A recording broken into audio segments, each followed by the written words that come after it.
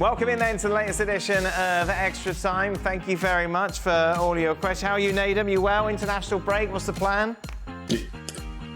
Yeah, just chomping at the bit to start FC, you know, the Extra Time show. And then, yeah, I'm just going to do a little bit of work and travel around a little bit.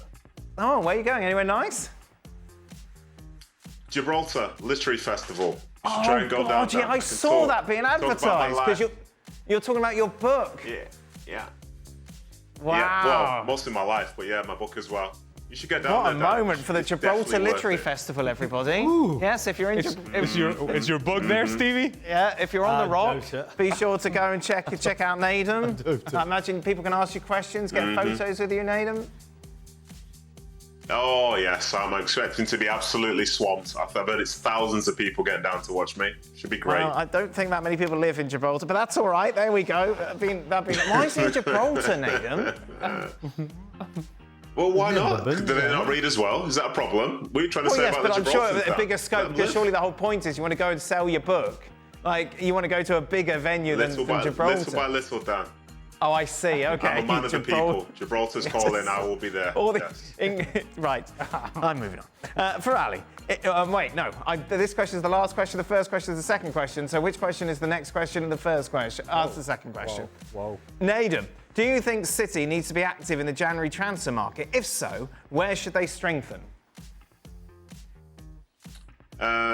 The only position that I think they really need to strengthen as such is probably the holding midfielder, knowing that Rodri's the only player that's out for the whole season. But realistically, I think the most important thing for them, which is a bigger boost, is having more players available. Not only being available, but being available for a longer period of time. Seen some players come in for a week and then be out for 2 and so on, and they're not really in a rhythm. So I think, as I say, I think a defensive midfielder, as Ali said on the show as well, to find a good relationship alongside a Kovacic.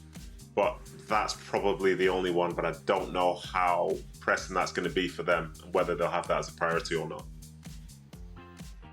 Guillaume Balaguer's doing your interview for the book. Why didn't you? I would have done it, Nadem. I got to Gibraltar, interviewed you about your book. It'd have been cheaper or not. Yeah, exactly. Yeah. I don't know, Dan. I don't know, Dan. We'll try that next year. How about that? Well, you would have got a word in edgeways. Anyway, do Chelsea have a legitimate chance to compete for the title? Ali? No. No? Nadem gave them 0% on the show. I don't think so, no. 0% as well? Yeah. Okay. Ali, right, get ready for this. Okay. We go back to the moment France are eliminated in the Euros. Kylian Mbappe comes to you, an expert striker consultant. Okay, all right. Consultant, yes, I'll take that. And asks for an 8-week training camp to learn the position he will play at Madrid. What do you teach him? Well, honestly, I am so surprised. So surprised. And I saw it early on in the season, but I was thinking, maybe it's just a matter of time before he figures out the natural movement of strikers. And he just either doesn't know it, or is thinking too much, or hasn't had to learn it, or I don't quite understand. But his movement in the final third, and particularly inside the 18-yard box, is very poor for a center forward. And maybe it's because he refuses to play everywhere but the center forward position. I must say, when there are players about to cross the ball, he's not making the right run. When players are about to play the ball over the top, he's not making the right runs. He can't stay on side. Those are things that are very basic and something that a guy like Kylian Mbappe should know very well. So I'm surprised that hasn't been the case. I imagine that at some point he's going to get it right, but it doesn't come natural to him. It is obvious that it doesn't play in the center forward position. And what's troubling is that that's where they need him to play. So where are the instincts of Kylian Mbappe to find the ball inside the 18-yard box? It always seems like the ball goes elsewhere other than where he is. That tells me that the instincts for him inside the 18-yard box are not natural, are missing, and that's troubling for Real Madrid. Did you play, Stevie, when you played, did you ever kick a ball out of play while a player was injured? Absolutely no chance. No. Never in a million years. No. No. Ronnie Moran wouldn't like that. Oh, you wouldn't reach the dressing room. Ronnie would have slapped you in the back of the head. There we go. Yeah, Good. not a chance. No, Ali, would you ever kick the ball out if an opposition player's down? Oh, and that Ali may be a bit nicer here.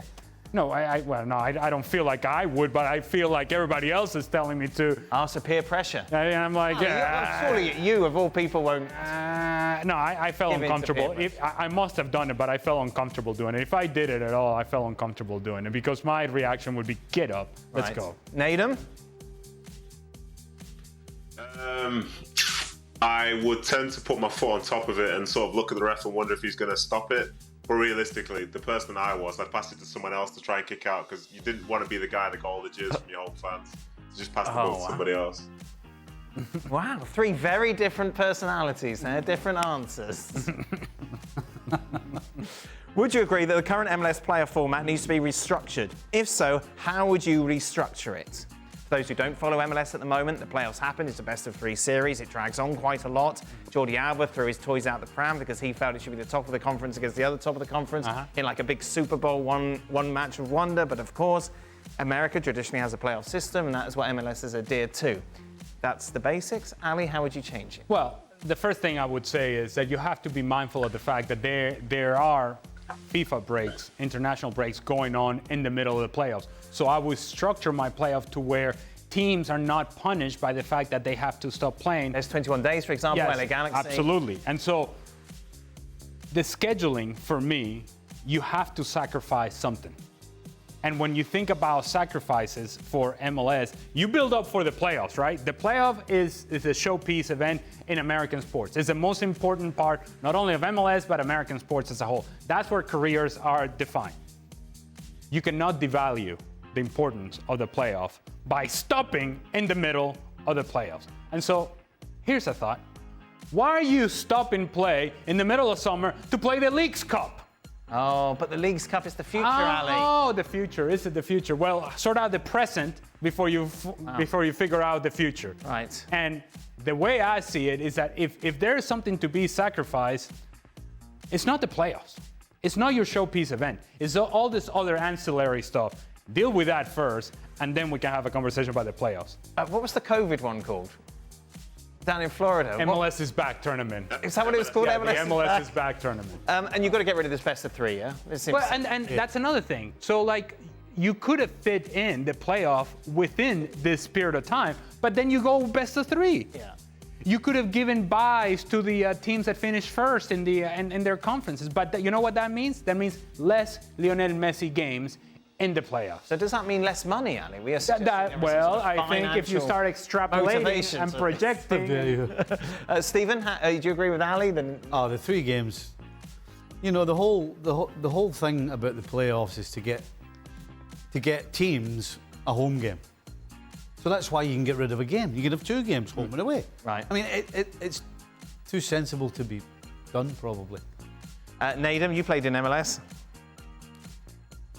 Yeah, I think they've reached a point where the amount of games that they have is probably drifting towards too much. And as Ali said, you probably need to take something away. You know, when I was in MLS, they were just starting the Leagues Cup, and it's like, oh, let's get more games going in, another tournament. Whereas now, I think as the guys have said, and I think this is a very fair point, like American sport is built around playoffs. Regular season matters. Playoffs are the place where people dream to be lifting a trophy at the end of the season, playing in the last game, the showpiece game. You know, more so than, say, the build-up to get to that point. So I think, realistically, they need to find a way to make it a priority. But what I would say, since I've retired, MLS has changed the rules and the setup every single season so far, and this was 4 years ago. So I imagine something's going to be changed for the next season, and, you know, try and find whichever way you can to make sure Lionel Messi, you know, stays in the competition for as long as possible, because I imagine a few eyeballs may have just left the competition for the coming weeks, I could say. And can I just say, less teams qualifying to the playoffs would help. Right. Make actually the importance of the regular season, make it, hey, you need to be a really good team in order to make it into the playoff. Make it an exclusive competition, the playoffs, not an inclusive. If you think about Atlanta United as to the sort of season that they had and why they are in the playoffs, it's a team that if you make the competition more exclusive and the importance of the regular season, we need to be special in order to make it to the playoff. I don't think a team like Atlanta United makes it. Now they made it, they're in the dance, and guess what? Now they've eliminated the number 1 seed, and now they have an opportunity to make a run. good on them. But my point is, you want to play less games in the playoff, then you cannot include everybody to get in the competition. It's almost more difficult to miss out on the playoffs than it is to make it into the playoffs. Would you sign Lionel Messi on a 6-month loan, Stevie, if you had a team in any of the top 5 leagues?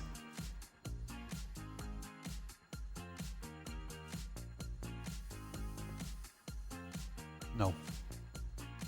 No, I don't think physically he would be able to keep up properly, and he wouldn't be able, because what he's doing in MLS is because of his football brain is so superior to what's going on around him, right, that he can get away with it. He doesn't have to do all the running, doesn't have to do all the other stuff. Just you stay in the middle and we'll get you the ball, and then you can get yourself from there in towards the penalty box. That's his job right now. If you're playing in the top leagues, you've got to do more than that.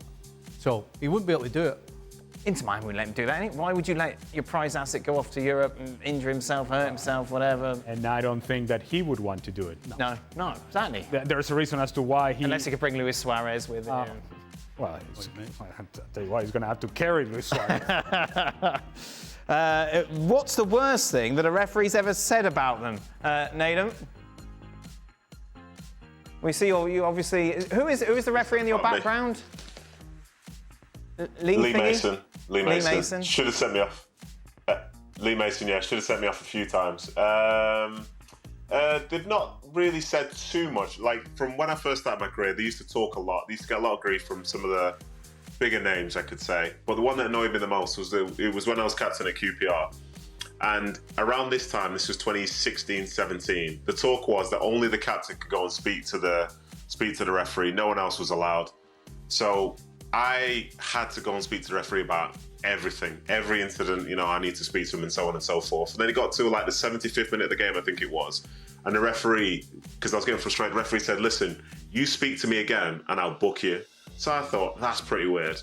But what made it worse was 5 seconds later, he's joking around with 3 players from the opposition team. I think that's probably the most angry I've been on a football pitch, regardless of, this moment here. A referee saying to me, I can't speak to him now, whilst also basically laughing in my face. That was as low as I ever felt. So maybe that's the thing I'll say there. Stevie? Referee told me to off. Really? Yeah. And he was right. Oh, good. Complaining about a foul he had given against me. Yeah. And I said something to him and he just looked at me and he went, fair enough. Okay. We were World Cup qualifiers against Ecuador in Venezuela. We're winning the game 3-1. And I was holding on to the ball, sort of kind of seeing the game out. And maybe I was sort of kind of rolling the ball, in some ways, enticing Ecuador to come and kick me. Okay. Right? Just basically, I'm drawing a foul, more time goes by, we win the match. Right? On a foul. Huh? Yeah. So I'm rolling over the ball, and the referee deemed it as if I was kind of showing off or showboating. Yeah, showboating in some way, which, by the way, that was never my game. I didn't have that in my game. But in any case, so I get foul, right? And I'm complaining about the foul because there was some violence behind it. And I said something like he should get a card.